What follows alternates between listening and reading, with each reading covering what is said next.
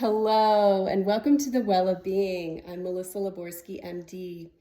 Today, I wanted to connect on the concept of guidance. The most important guidance comes from within. Connection to our spirit, our intuition, our heart, our gut, our highest self. And from that place, we are often guided outside of ourselves to connect to external resources. So these resources are infinitely abundant. It can be more etheric, spiritual downloads and messages that are coming through. And it can also be through oracle decks, books, the internet, YouTube. There's so many different things. And even like intuitively knowing who you might need to connect to, whether it's a friend or a healer or a family member who you are guided to support you on your journey of alignment and healing and creating that magic and flow in your life. So the most important thing is to first, whenever you're being called outside of yourself to seek guidance, check in with yourself. And it is important to feel that you're coming from this aligned space of this is really coming from here and not from the place of like, from the mind's place of grasping and feeling like you need an answer right now and not trusting the process.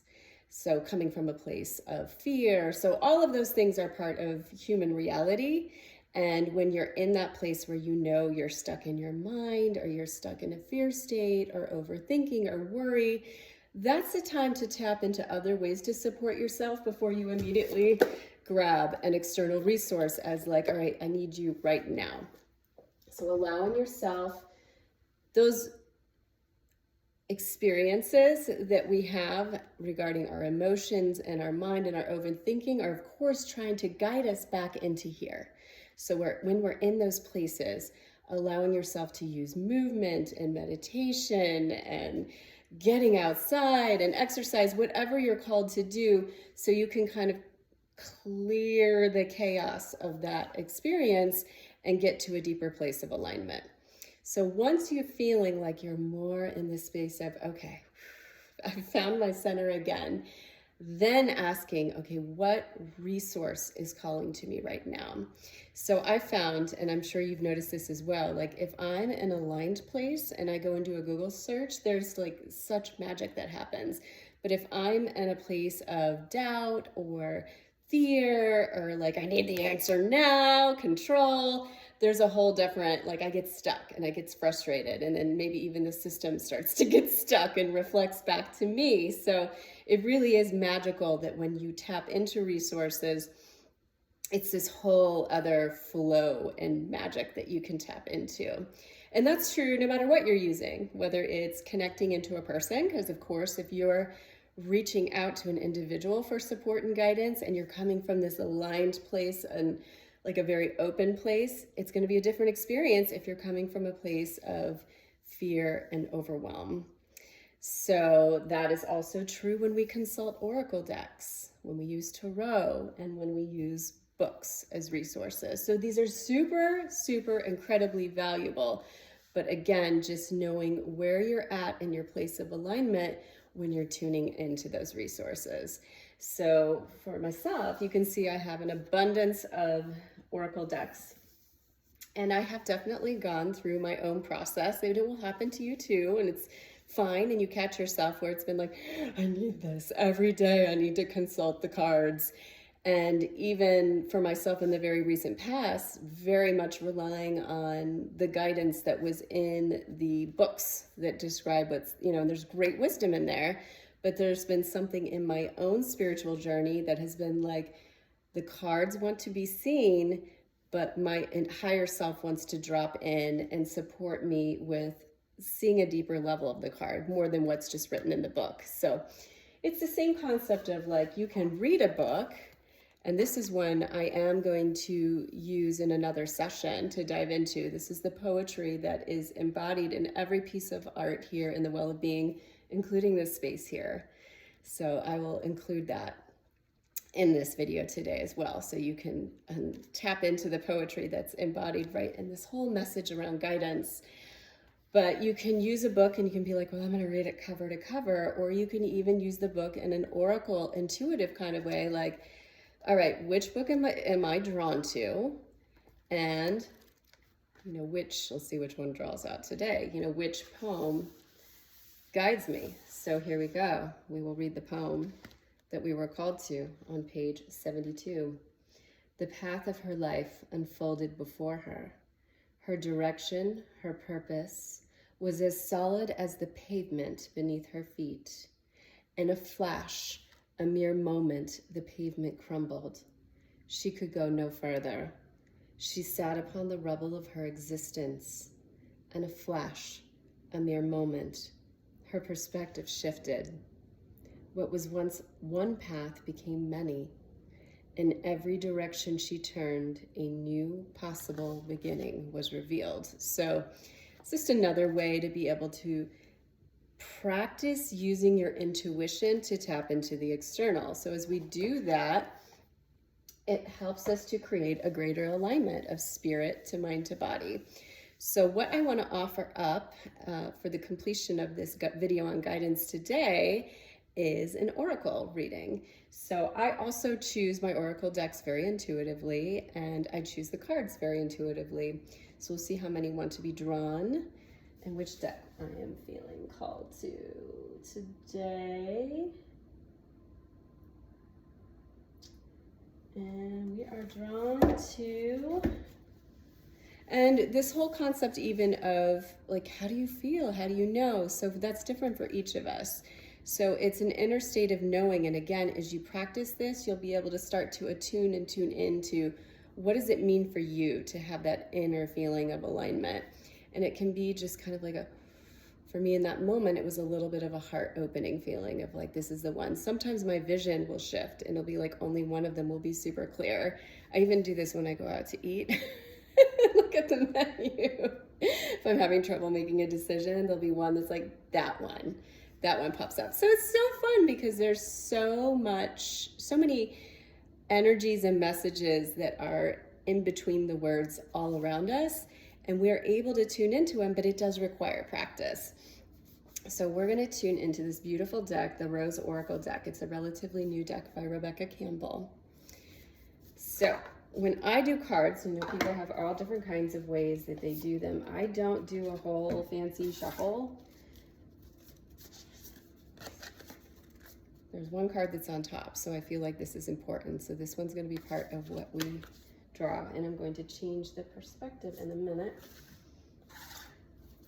I usually just kind of randomly pull, but people have all different kinds of ways. They'll feel with their hands, they'll shuffle them really good, but the important thing is that it's in your hands. Now, when you are drawing, you can choose to guide, the same thing within like a book, using a book or any resource. You may have a specific, like, I'm looking for this, an intention, a goal, a directive, or it may just be, I'm just open. I'm open to whatever wants to come out.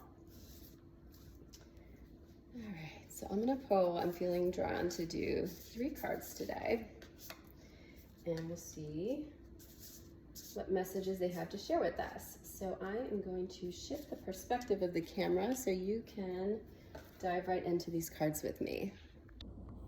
Okay, so here we are diving into the Rose Oracle by Rebecca Campbell. And these are the 3 cards that I intuitively pulled from the deck today. So our first card is the Temple of the Rose. Ancient power, expression, activation, scarlet codes.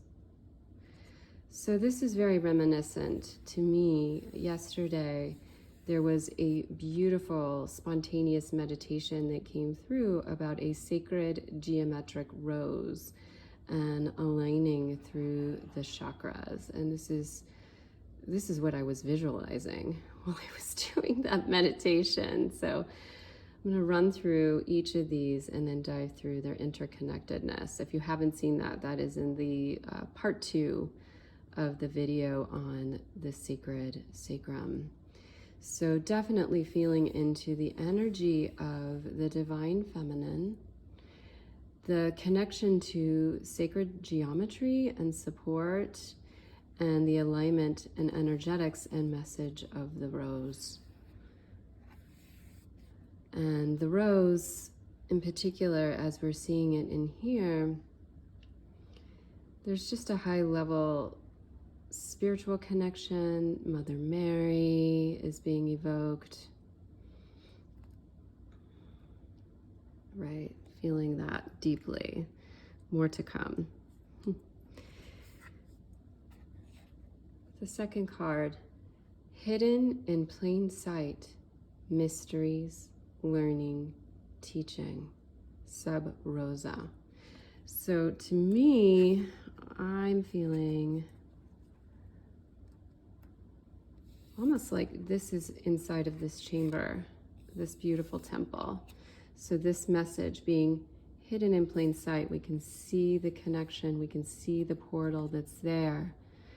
And that mystery is right there, right within, and these beautiful maidens are right outside, and they're basking in the energy and messages, and this deeper message that lies within is just beyond them. There's also a very yonic, like a yoni kind of energy that's being projected here. So you can see in the opening here, like the vulva, the labium, the clitoris even, in the opening of the portal.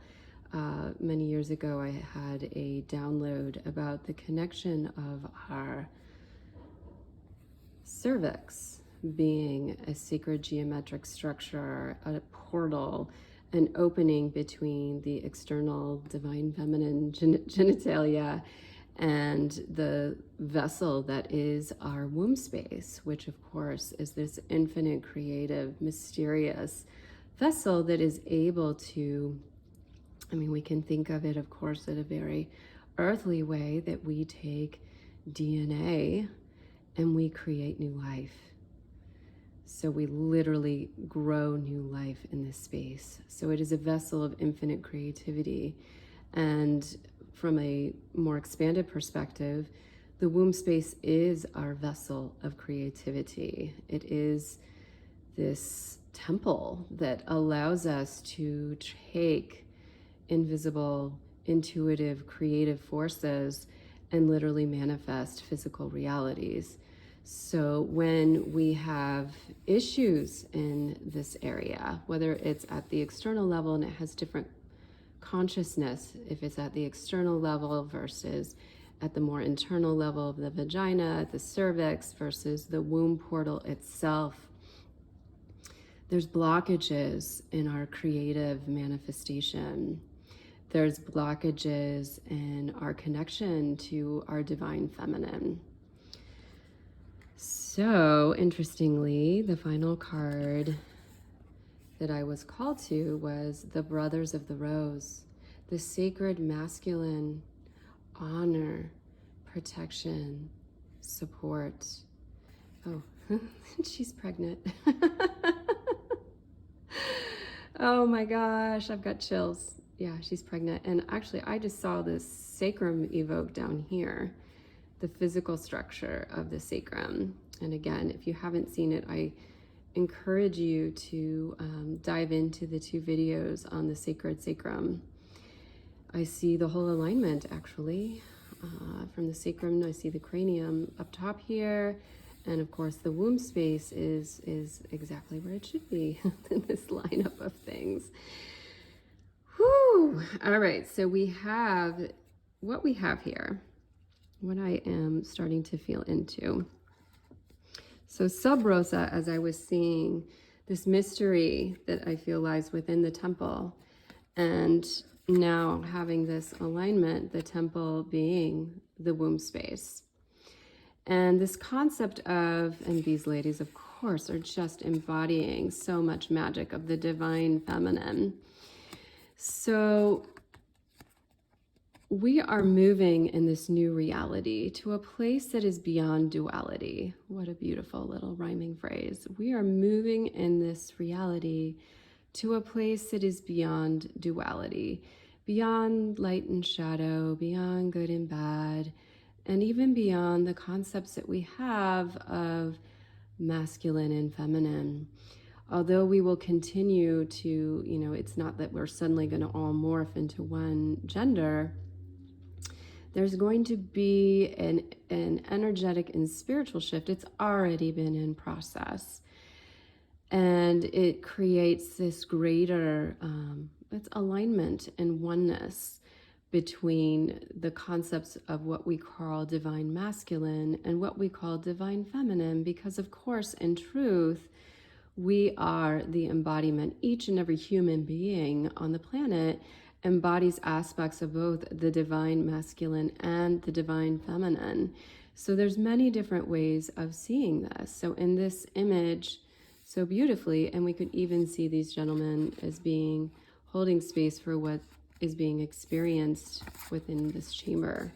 If you were to almost open up this card, you could see them on either side and this beautiful sacred goddess in the center. Meaning that one of the ways that we can look at these energies is that the divine masculine being this alpha alignment of holding space, being the container, being the structure for the full manifestation of infinite expression and creative possibility and mystery that is the divine feminine. And so clearly you can see we need both. We can't just, in order to create new life, we need the structure of the womb space. So you can see how even within the body we could go through and we could look how different aspects of each and every organ, even though it's in the female body, has a more masculine component and a more feminine component. So not wanting to get too hyper analytical in, this is the masculine and this is the feminine, but rather to step back into that awe and wonder and oneness of the energies and the support and the structure, and knowing it's all oneness. It's all oneness. And of course, as feminine beings and having our uterus, we do have a more direct physical connection with this energetic possibility. And the masculine, because of their anatomy, have a more direct connection with that more alpha way of being. But again, we embody both. And part of moving into this state of oneness with the masculine and feminine is about the masculine men, literally biological men, recognizing that they have this within them. And it is about biological women recognizing that they have that alignment within them. They have the ability to hold the alpha, the ability to hold the omega, the feminine and the masculine. Because again, we're moving to this place of oneness and alignment that begins with recognizing within and practicing that within our own way of relating to ourselves, and also the way that we relate to one another and orient to our lives, like recognizing that there's times that we're really going to step in to a more alpha masculine, and then there's times where we're going to retreat from that and dive into the feminine, and it's just naturally going to flow, and to the point where we stop even calling it and labeling it that. It just happens. And the same goes for the masculine, that there'll just be this fluidity and this oneness, and because we are in this new place that's so permeable, right? Moving beyond the veils, beyond the portal, the definitions that we have in a dual kind of life, where this is the way I am, this is the way you are. We're just moving beyond all of those structures. Wow, that was amazing. Thank you so much for joining me on this journey. I'm going to continue to do this on a regular basis, so I'll create a playlist so you can tap into the card readings when you're drawn to do so. What opened up today regarding the embodiment of divine masculine and divine feminine was beautifully channeled in April and May of 2023. So if you would like to explore more on that, you can go to wellofbeing.love and look under channeled messages, and that's where you can find those recordings. Woo! And if you would like to experience this space for yourself, if you're local, it is available to you through solo retreats. You can experience the space through the book Into the Well of Being that has the intuitive poetry that is within every single piece in the space. And again, this will also be something that I dive into as a practice through these videos. I'm excited to see how that shows up. And I also work with people one-on-one. So learn about that at wellofbeing.love.